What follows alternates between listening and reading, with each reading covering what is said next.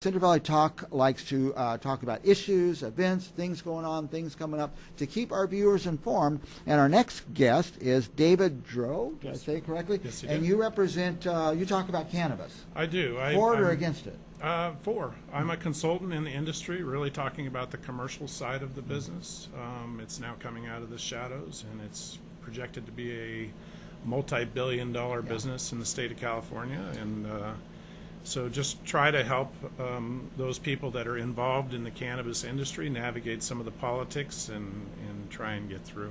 Well, I'm going to ask you a series of questions because I'm totally confused. Okay. And I was on the city council and the state legislature, and I just don't read the news so much. I don't even know if we have a daily newspaper in Fresno anymore. It got thinner and thinner. I think just disappeared. So I just don't keep up on it. Right. As I recall, the state a few years ago, the people of the state of California voted to do what?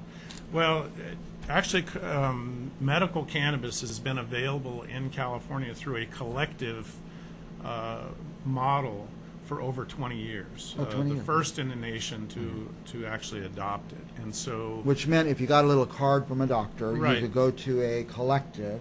Right, and so it was not supposed to be it was all supposed to be for nonprofit. Okay. It was collectives, and so you would join a collective, and as a member of that collective, you shared in the cost of actually the growing. And so we would associate with growers and people that produce products, and then and combine those with the patients, and so that they could exchange through donations and so forth.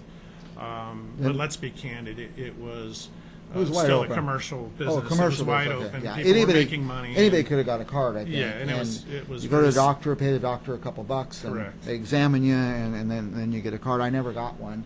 But then after a few years, I think the non-medical people got jealous and said, hey, no, let's just give it to everyone. And then there was another ballot initiative? So what happened is actually the state legislature at the beginning of last year voted on a series, they called it MRSA at the time, Medical Marijuana Act, and the whole purpose of that was to put a standard of rules around, because the federal government, cannabis is still illegal, and so the federal government came out with a set of guidelines under Obama that said, if you do the following things, we're going to leave you alone and stay out of it. Okay. And so the state government tried to put in place some of those guidelines and stipulations and create a licensing entity to take care of that. And during that time, in the meantime, with all that going on, in November, the people of California put on a ballot measure through collection of signatures and so forth. And so Prop 64 went into effect in November, which is, they call it AUMA, the Adult Use of Marijuana Act. Some people refer to it as recreational cannabis. It just is access for everyone 21 and over. And that's just a state law? It is a state law. It's actually, because it's a proposition, it tends to kind of override some of the things that are handled in the legislatures. This is the will of the people of the state of California. Now, and we have a president in Washington that reverses stuff. So, I mean, he could say, hey, let's go crack down on this. Yeah, and there's a lot of fear from people in the cannabis industry. I mean, you can only imagine that through us trying to legitimize the businesses and come out of the dark. We are working within the state and our localities to do that, but in so doing, we're exposing ourselves to the federal government.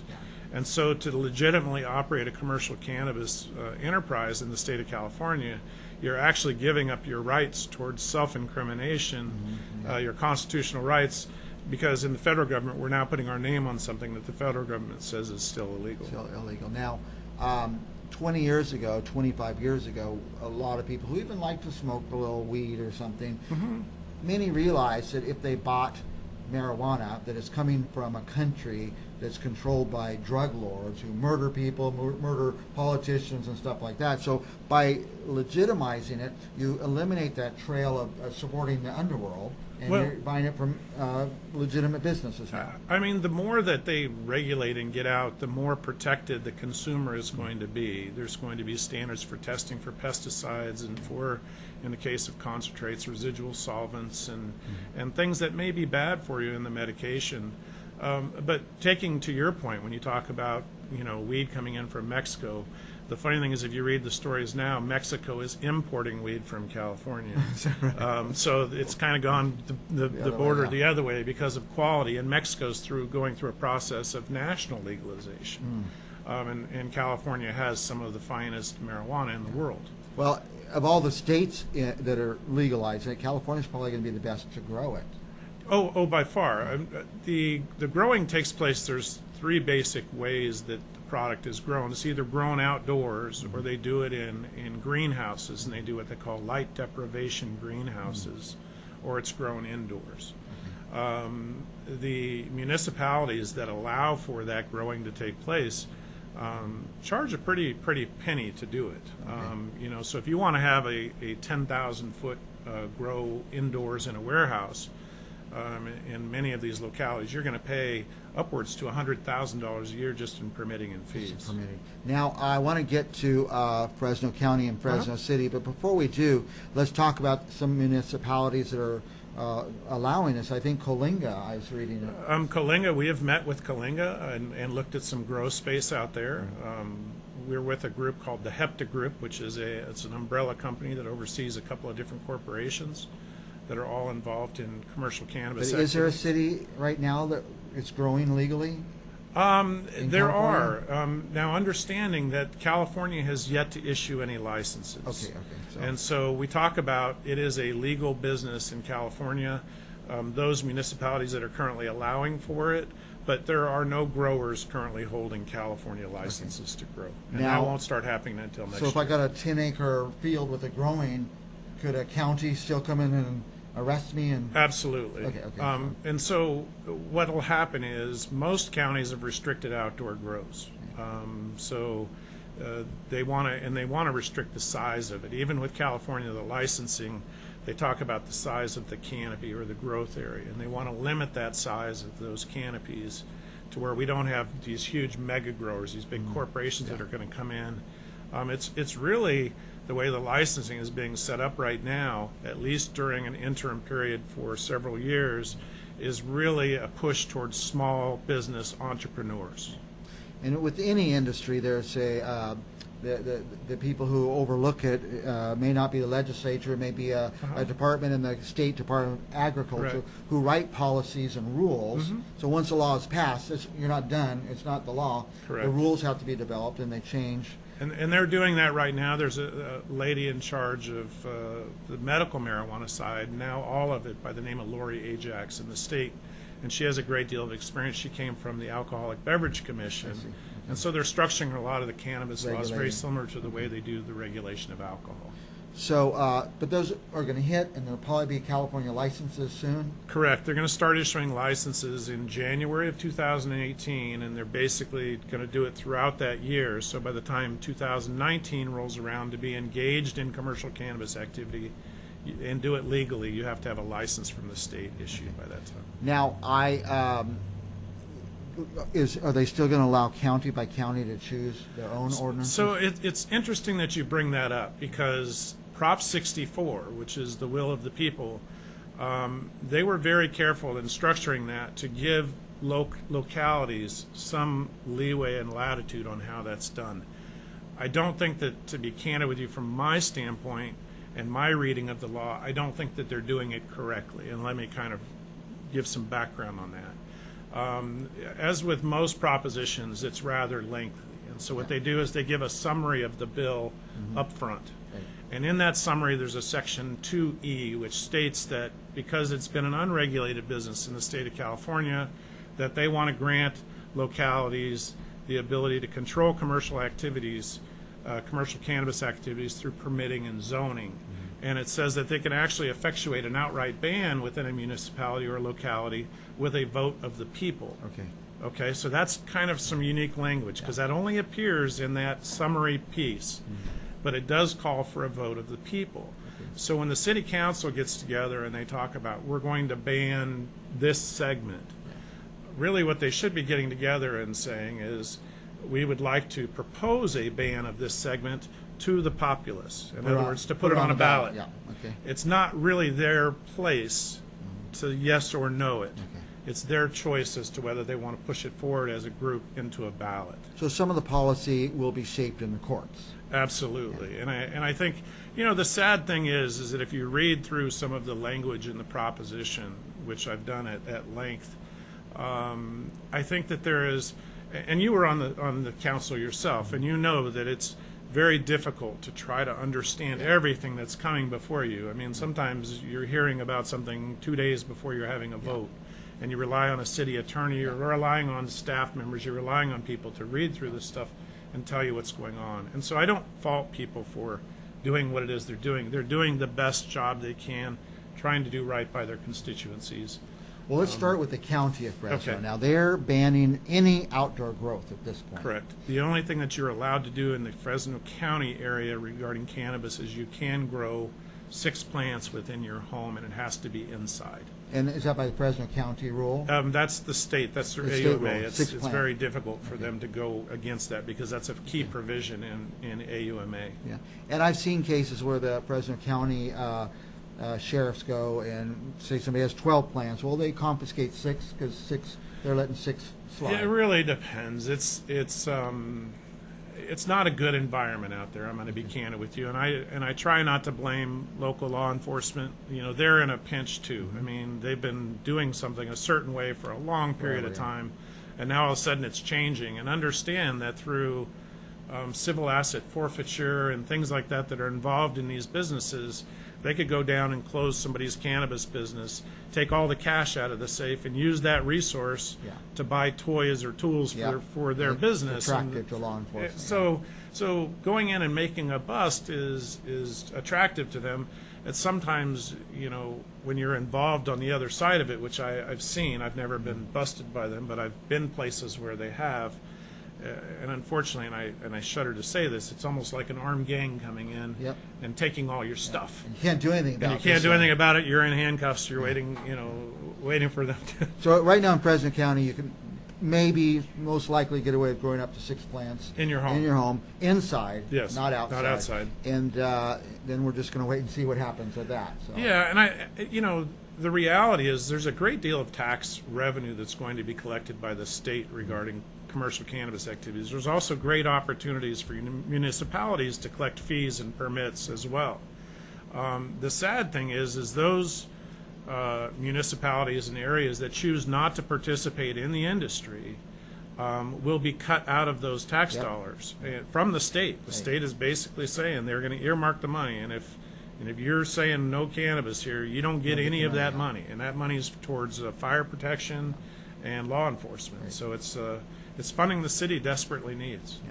And I tell you, I developed a philosophy when I was on the city council, which I carried to the state legislature, and that is, once something's legal, doesn't matter if I agree with it or not. Correct. It's not up to me to keep finding ways to punish.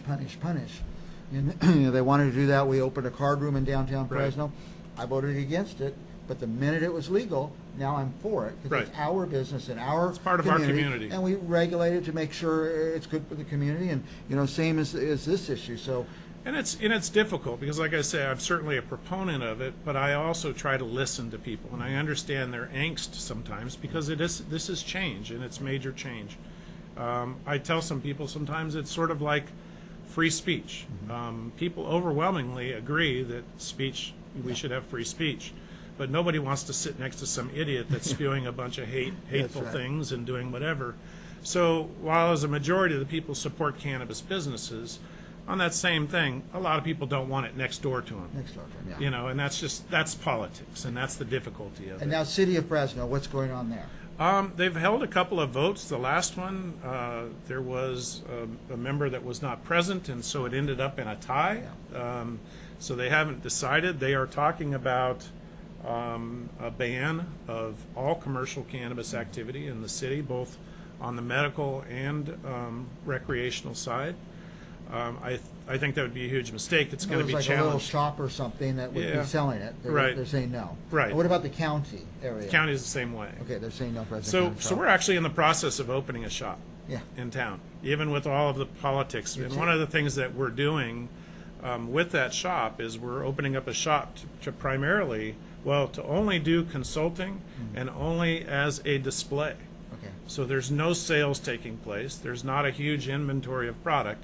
But it's basically to allow people to come into a comfortable, safe environment, to look at products, to talk to people that are experts in those products, and give them a guideline, and then to actually give them the opportunity to purchase through licensed entities that are outside of our our area. So the sad thing is the tax money ends up going outside of our community, even though the products are still going to be here. So maybe if Fresno County, maybe Madera is going to make a fortune off of the entire Fresno County. And that's people. exactly what the smaller municipalities around Fresno are starting to do, because they're so desperate for cash, is they're starting to allow, and you're starting to see commercial cannabis activities pop up. Because of Adult Use of Marijuana Act, the city, no matter if they say we put a ban on deliveries, they can't ban the delivery of product from a licensed dispensary in the state of California, and they can't deny the use of public roads. So if Fresno doesn't approve for dispensaries, and let's say Visalia did, those Visalia dispensaries can legally deliver to everybody in Fresno, but none of the tax money and revenue stays within the city. Now, are there working models out there in other states that? You know, Colorado is probably the one that everybody points to. There's some interesting statistics that come along with it, and I'm always careful because right now it is so new, and if I take the opponent side, they'll give you statistics that tell you, oh my gosh, this is so terrible. And if you look at the proponent side, they'll tell you how great it is. Mm-hmm. One of the things that they have seen in Colorado, they've seen believe it or not, in all states that have legalized medical cannabis, they've seen a drastic drop-off in the number of prescription drugs that are written. Opiate addiction is down upwards. The last statistic I saw was 25% lower in states that have legal cannabis. So when people are using cannabis as pain medication, they're not using opiates. And you know, as we know, those are highly addictive. They can kill you. We are now cannabis has been around as a medicine since, you know, early Chinese times, 3,000 plus years.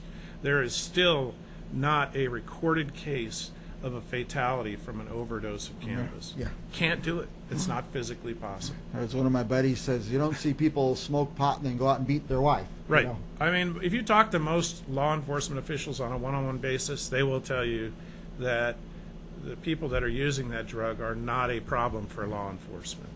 It's just that there's this causation correlation thing.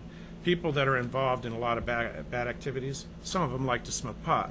And so you could always draw a correlation. This is a bad person. He smokes pot, therefore pot is the cause of them being a bad person. Well, anyway, I had a million questions for you, and you helped me understand it a lot. Did you come to pitch anything? You got anything? I really don't. I want to get out there and you know, always continue to put a positive face on this and understand that it's not always, you know, a tattooed gang member that's involved in this. We are legitimate business people. I grew up in Fresno.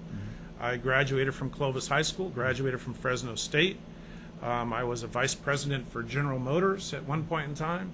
So, I mean, you know, we're now coming out of the dark, and this is more legitimate business. And the more that we legitimize the business, the more those other issues that people have with it are going to go away, because the business will in turn, I mean, understand that if I'm going to pay $100,000 in fees and permits to do what I'm doing, I'm going to help the municipality enforce those rules, because I don't want people that are doing it illegally to be cutting in on my business if I'm the one that's doing it right and paying all the money.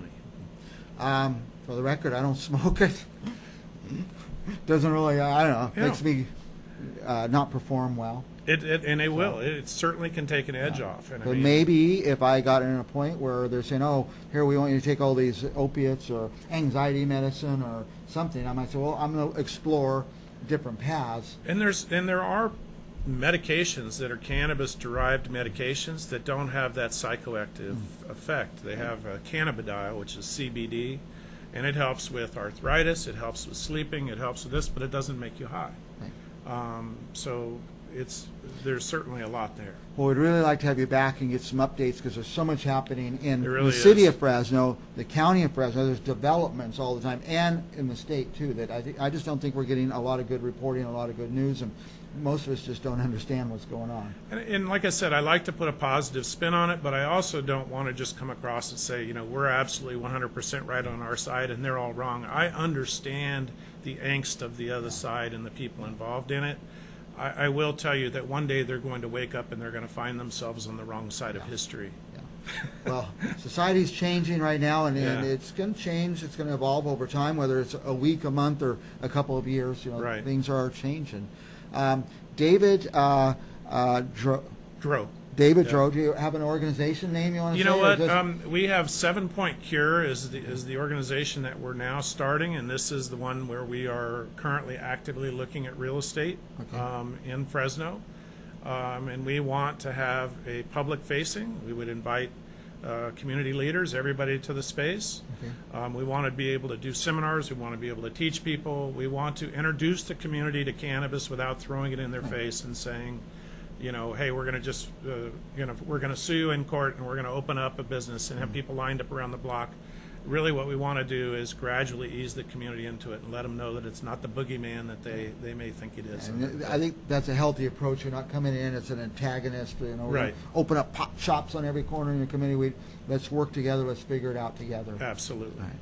David Drow, cannabis proponent?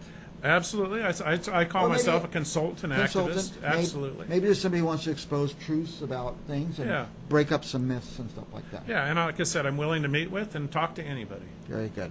We'll be back with more Central Valley business right after this. Thank you.